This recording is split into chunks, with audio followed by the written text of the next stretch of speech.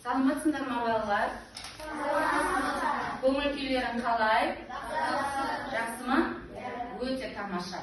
Ондай болса, бүгінгі сабағымызды бастайық. Балалар, жаңа тақырыпқа көшпес бұрын, біз шаттық шеңберіне тұрып, бір-бірімізге жақсы көңіл күй сыйлап, сабағымызды ары қарай жалғастырамыз. Келеді, келіңдер мына жерге ортаға тұрамыз, шаттық шеңберін құрамыз.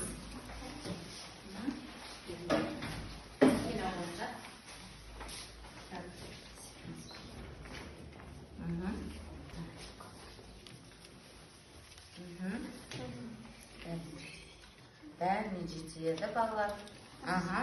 Так.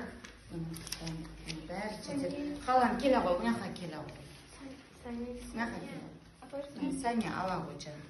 Ал шыныдағы судың көлемі неден тұрады? Тамшыдан тұрады. Бізге су маңызды ма? Бізге су қажетті өмірімізге? Үнемдеу керек, я? Балалар, мінекей мына қолымызда ыдыс тұр, я? Осы ыдысқа біз қазір осы тамшымыздың артына қарасаңдар, сендер қазір топқа бөлінесіңдер, оны қарап алыңдар. Нешінші сан? 1 деген сан бірінші топ болады, 2 деген сан көрсетілсе, екінші топ боласыңдар. Түсінікті ғой, я?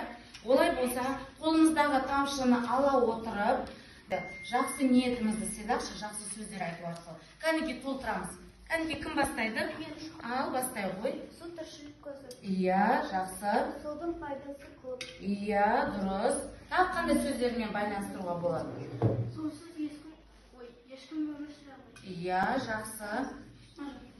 Сусыз өмір жоқ. Иә, дұрыс айтасыңдар.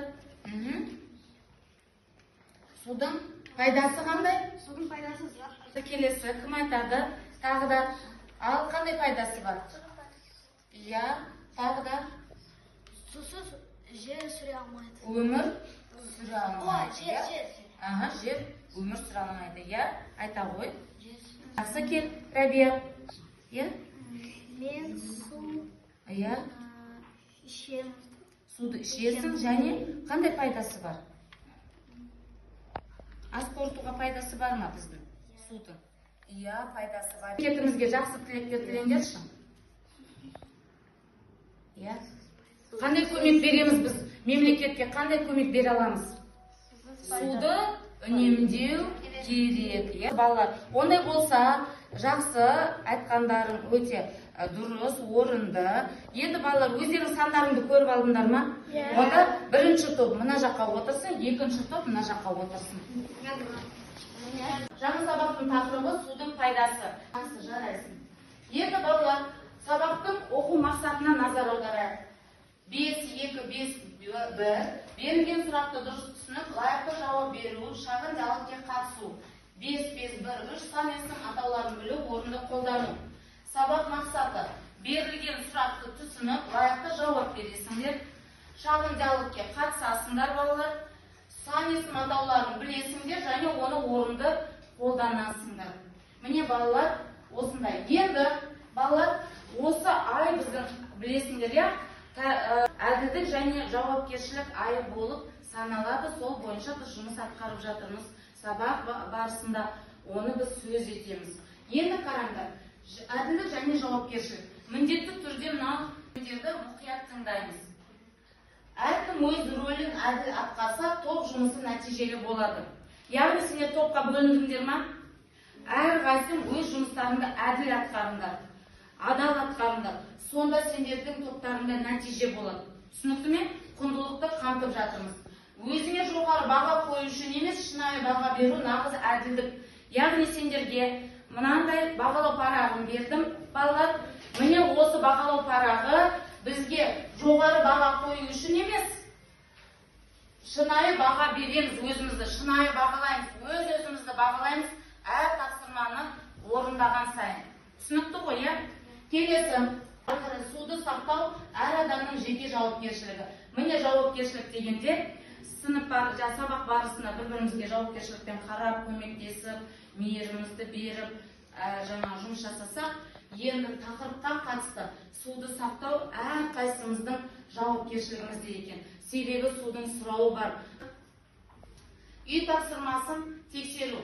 Балалар, енді үй тапсырмасын тексеремін. Оны біз кездейсоқ шеңбер жаңағы ойыны арқылы сұраймын. Кәнекей үй тапсырмасын бастайық сұрауды. Так, Фатыма дейді. Фатыма айта ғой. Не істеу керек еді? Судың пайдасын айтып, диаграмманы толтыр. Иә. Оттегі тасымалдайды, шлактарды тазалайды, дәрі минералдарды таратады.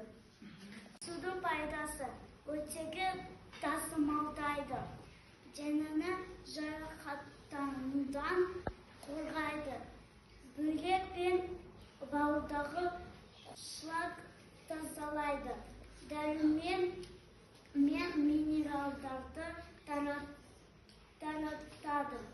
Сабағымыз бойынша бірінші тапсырманы орындаймыз, сұрақтарға жауап береміз. Естеріңде болса, оқу мақсатында біз сұрақтарға жауап береміз, сұрақтарды түсініп, соған жауап береміз лайықты делінген болатын, сабақ мақсатында. Мінекей балалар, сұрақтарға жауап береміз, және біз ғажайып киіз үй әдісін пайдаланамыз. Дескрипторға назар аударайықшы. Сұрақты қатесіз оқимыз, сұраққа дұрыс жауап береміз. Әрқайсына бір-бір балл беріледі. Киіз үй ойынын пайдаланамыз. Қазір біз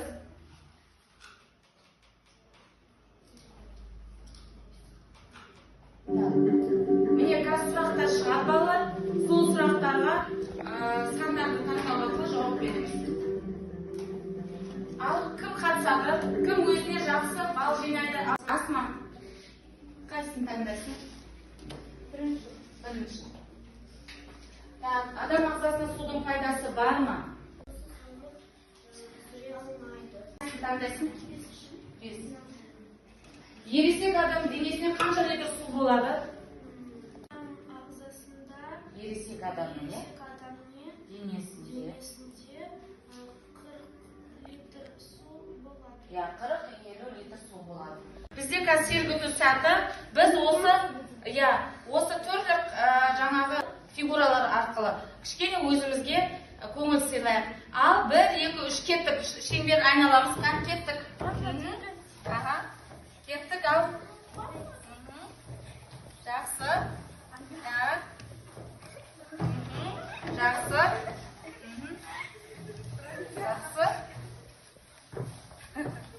Жақсы, жарайды бал. Қазір біз өзіміздің кітабымызды ашамыз. Кітапта үшінші тапсырмаға назар аударыңдар. Тапсырмада бізде мәтіннен сап есімдер тауып, қандай сұраққа жауап беретін айтасында соны сұрап тұр. Және мен саған, сен маған әдісін пайдаланамыз. Дескрипторға назар аударып, бірінші сан есімдерді табасыңдар мәтіннен. Екінші қандай сұраққа жауап беретін айтасыңдар, оған 1 балл беріледі. Дәптерге жазасыңдар, 1 балл беріледі. Қанша? 83. Жақсы. Қай түріне жатады сан есімнің? Қанша? Есеп. Есептік сан есім. Өте жақсы, жарайсың. 75%. Қанша? 75. 74 жарайсың. Сұрақ қоямыз. Қанша? Дұрыс. Қай түріне жатады?